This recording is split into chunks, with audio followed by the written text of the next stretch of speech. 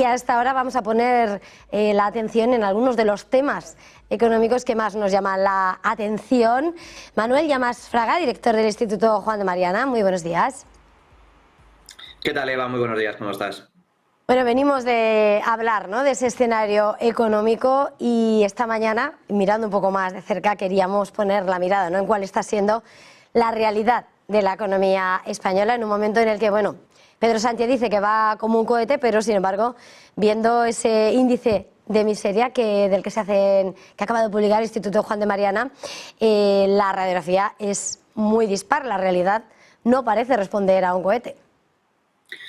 Más bien todo lo contrario. Una cosa es el relato, el cuento político, el discurso que blande el gobierno. Esto es algo general en todos los políticos, pero en el caso de España se hace particularmente lesivo porque tenemos un presidente que miente más que habla. Nos hemos acostumbrado a mentiras, a engaños constantes por parte del gobierno español, lo que él denomina cohete, además destacando esa presunta fortaleza de la economía española semana tras semana. Lo cierto es que es todo lo contrario. El crecimiento económico en España es más bajo en promedio que en el resto de la Unión Europea si tomamos como referencia los últimos 5 años y por lo tanto estamos a la cola de la recuperación económica y todos los indicadores reflejan que España tiene una economía débil, tiene una economía frágil y por eso estamos precisamente a la cola en numerosos indicadores. Uno de esos indicadores que refleja la economía real, es decir, el bolsillo de los ciudadanos y de las empresas, es precisamente el índice de miseria. El índice de miseria es un indicador que combina, a su vez, dos indicadores claves en la economía, por un lado la inflación y por otro la tasa de paro. Y lo que refleja precisamente es la situación especialmente de las familias. Pues bien, este índice de miseria que ha elaborado el Instituto Juan de Mariana lo que revela es que España está liderando el índice de miseria de la Unión Europea a cierre del año 2023 frente a un promedio de la Unión Europea de 9,5 puntos. Estos 9,5 puntos es el resultado de combinar esos dos datos, el dato de paro y el dato de inflación. Pues bien, el promedio europeo, refleja 9,5 puntos a cierre del pasado año, mientras que España alcanza un resultado de 15,2 puntos. Estamos a la cabeza de la Unión Europea en cuanto a índice de miseria económica. Y esto supone un 60% más que la media comunitaria. Estos resultados contrastan negativamente con, por ejemplo, los resultados que obtienen Portugal o Italia, que no son precisamente las grandes potencias económicas de Europa, ni mucho menos. El año pasado estos dos países cerraron con índices de miseria de 8,4 y 7,7 puntos respectivamente, es decir, por debajo de la media comunitaria y desde luego muy alejados de esos 15,2 puntos que refleja España. Hay que señalarlo claramente, España atraviesa una situación complicada que no se refleja tanto en los datos macroeconómicos de crecimiento económico a corto plazo, pero que si ampliamos un poco la perspectiva, observamos que estos 5 años prácticamente España se ha mantenido estancada. Ese crecimiento del PIB responde fundamentalmente al aumento de la población, como consecuencia también de la llegada muy sustancial de inmigrantes. Pero la renta per cápita, es decir, la riqueza per cápita, el PIB dividido por cada uno de los habitantes de este país, se mantiene estancado e incluso ha descendido en los últimos 5 años en comparación con otros muchos países de Europa, en donde esa renta per cápita, esa riqueza real de los individuos, de los residentes, ha aumentado de forma muy sustancial. O qué decir de la falta de competitividad, de la reducida productividad que tiene la economía española, la estructura productiva. A ellos le sumamos un fuerte desequilibrio en las cuentas públicas y, a diferencia de lo que dice Pedro Sánchez, España es el farolillo rojo. España es la potencia o el país enfermo de Europa. España es, a día de hoy, lo que era Grecia durante la pasada crisis de deuda del año 2010, 2011 y 2012. Mirando a España, ahora mismo lo que está en el punto de mira es la votación del techo de gasto. Vemos las complicaciones con las que cuenta el Gobierno con sus socios en cada una de esas votaciones. ¿Qué pasa si otra vez se rechaza, ¿no?, esa senda de estabilidad. El próximo jueves se debate en el Congreso precisamente esa senda de estabilidad, esos objetivos de déficit que ha aprobado una vez más el Consejo de Ministros. Aquí hay un dato importante, es que esta senda de estabilidad, que es, por así decir, el paso previo para la aprobación del proyecto de presupuestos generales del Estado para el año que viene, para el año 2025, esta misma senda fue la que presentó el Gobierno el pasado mes de julio y ya entonces fue tumbada, hay que recordarlo. Decayó, no fue respaldada por sus socios de gobierno, especialmente Junts, sus socios separatistas en Cataluña, que votaron en contra de esta senda de estabilidad. Todo apunta a que se va a repetir esta votación y, por lo tanto, la senda de estabilidad no va a ser refrendada por el Congreso. ¿Esto qué significa?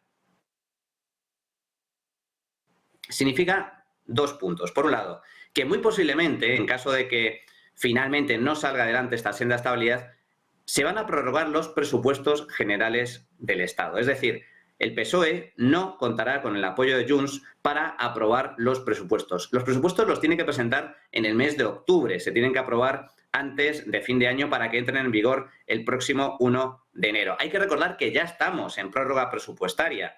Los últimos presupuestos que aprobó Sánchez fueron los del año 2023. Este año estamos en prórroga presupuestaria y prorrogar de nuevo los presupuestos supondría 2 años de prórroga presupuestaria. Esto ha sucedido muy pocas veces en la historia de este país. Sucedió al principio de la pasada legislatura, cuando Pedro Sánchez prácticamente llegó al poder en el año 2018, pero lo que esto demuestra fundamentalmente es una situación de inestabilidad política, lo que refleja hacia los inversores, hacia los agentes económicos, es que en España no hay una estabilidad política sólida. El gobierno es frágil y, por lo tanto, hay una cierta inseguridad. Aumenta la sensación o el clima de incertidumbre a nivel político, que de una u otra forma acaba influyendo siempre en la actividad económica. Y como digo, todo apunta a que Junts, en este caso, si no aprueba la senda de estabilidad, es muy probable que tampoco apoye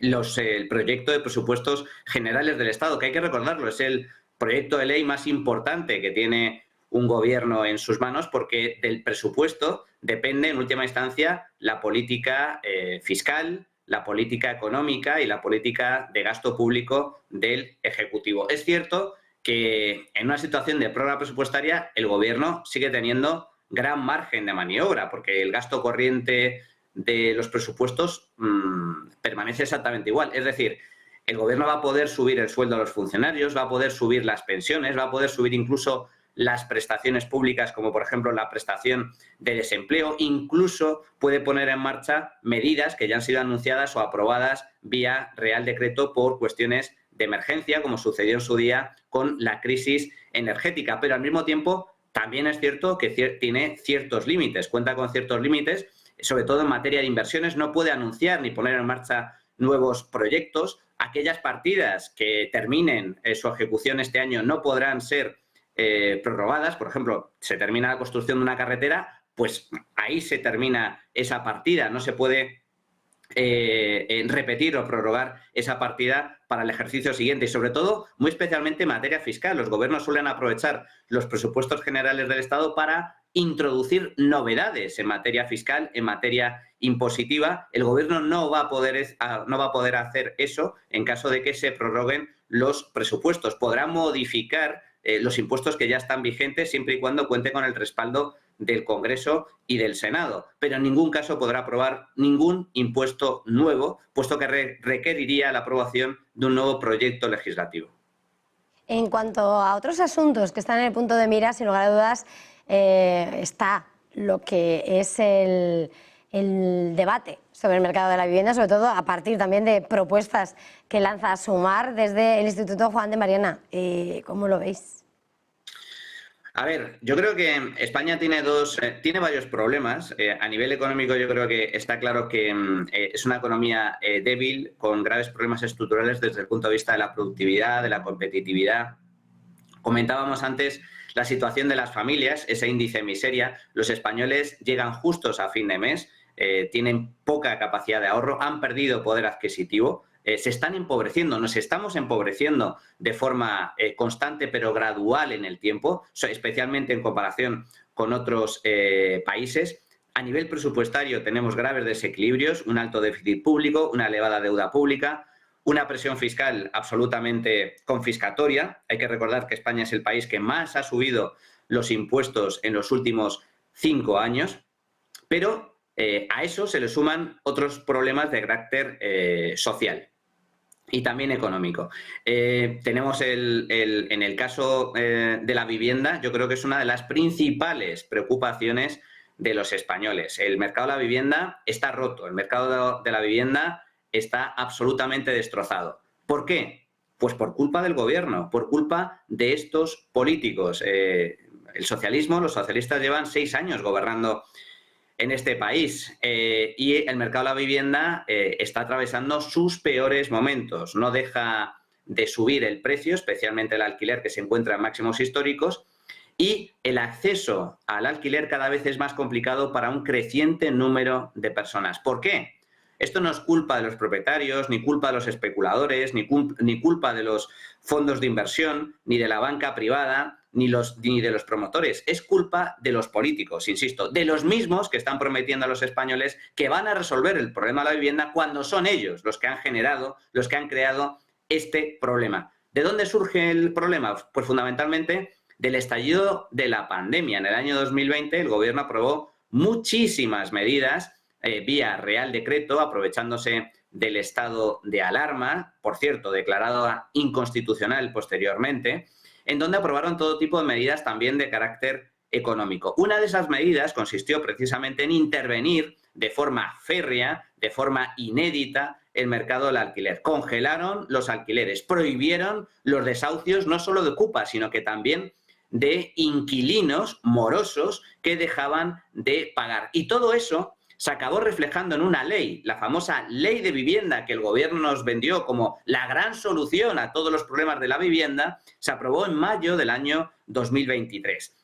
Lleva casi 1 año y medio en funcionamiento y, lejos de resolver nada, ha agravado todos los problemas. La Ley de Vivienda incluye todas esas medidas extraordinarias que aprobó en su día el gobierno de limitación, de intervención y sobre todo de ataque a la propiedad privada, de ataque a los propietarios. Entonces, ¿qué es lo que ha pasado desde entonces? Pues que la oferta de vivienda en alquiler literalmente se ha desplomado. ¿Por qué los propietarios dejan de alquilar sus viviendas? Pues básicamente porque tienen miedo, porque el riesgo de que entre un inquilino y les deje de pagar es enorme, porque van a tener graves problemas a la hora de echarlo en caso de que incumplan el contrato. Para echar a un inquilino se tarda una media de entre 2 y 3 años. Y si ese inquilino es además considerado, calificado como vulnerable porque tiene hijos a su cargo u otros tipos de condiciones que establece la ley, entonces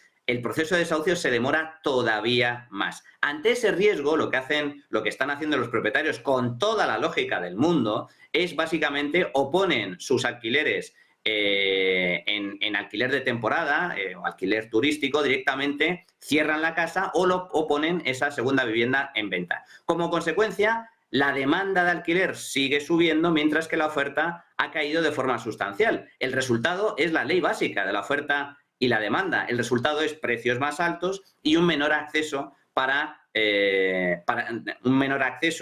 los españoles a la hora de poder alquilar un piso, especialmente para las rentas bajas, para las familias más vulnerables y las familias con hijos, que hoy en día lo tienen prácticamente imposible para poder alquilar. ¿Pero por qué? Porque el propietario no quiere alquilar a una familia con hijos. ¿Por qué no le quiere alquilar a una familia con hijos? Porque el gobierno, una vez más, es el gobierno el que impide, prohíbe poder echar a ese inquilino en caso de que deje de pagar el alquiler. El gobierno ha hecho algo terrible a los españoles durante estos últimos años. En teoría hay servicios sociales. En teoría, el gobierno, las administraciones se deberían encargar de aquellas personas que no pueden hacer frente al pago del alquiler por una situación de paro, de desempleo, de marginalidad. Para eso pagamos impuestos, en teoría. Pues bien, lo que han hecho nuestros queridísimos y muy sabios políticos es lo contrario. Ellos no hacen absolutamente nada.